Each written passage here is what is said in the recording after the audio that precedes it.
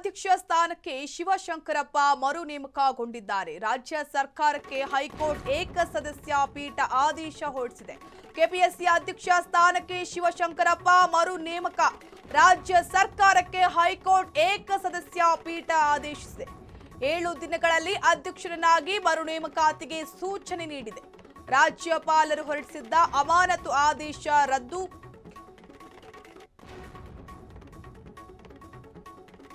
ರಾಜ್ಯಪಾಲರು ಸಂಪುಟದ ತೀರ್ಮಾನ ಅನುಸರಿಸಬೇಕು.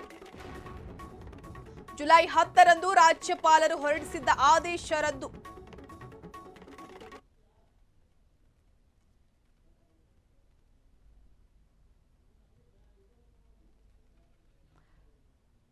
ಕೆಪಿಎಸ್ಸಿ ಅಧ್ಯಕ್ಷ ಸ್ಥಾನಕ್ಕೆ ಶಿವಶಂಕರಪ್ಪ ಮರು ನೇಮಕಗೊಂಡಿದ್ದಾರೆ. ರಾಜ್ಯ ಸರ್ಕಾರಕ್ಕೆ ಹೈಕೋರ್ಟ್ ಏಕಸದಸ್ಯ ಪೀಠ ಆದೇಶವನ್ನು ಹೊರಡಿಸಿದೆ.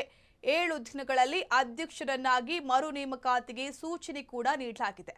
ರಾಜ್ಯಪಾಲರು ಹೊರಡಿಸಿದ್ದ ಅಮಾನತು ಆದೇಶ ರದ್ದಾಗಿದ್ದು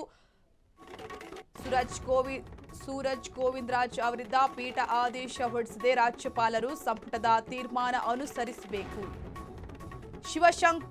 ಕೆಪಿಎಸ್ಸಿ ಅಧ್ಯಕ್ಷರ ವಿರುದ್ಧದ ಆರೋಪದ ಬಗ್ಗೆ ಕೋರ್ಟ್ ನಿರ್ಧರಿಸಿಲ್ಲ.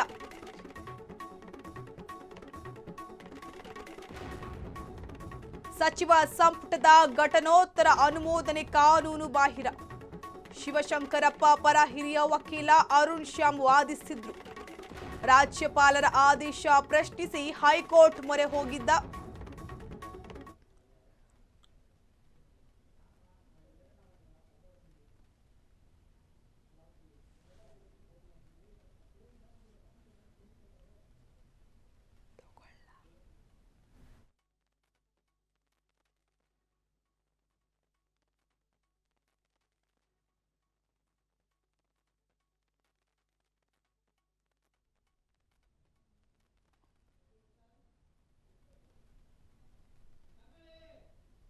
ಜುಲೈ 10ರಂದು ರಾಜ್ಯಪಾಲರು ಹೊರಡಿಸಿದ್ದ ಆದೇಶ ರದ್ದು.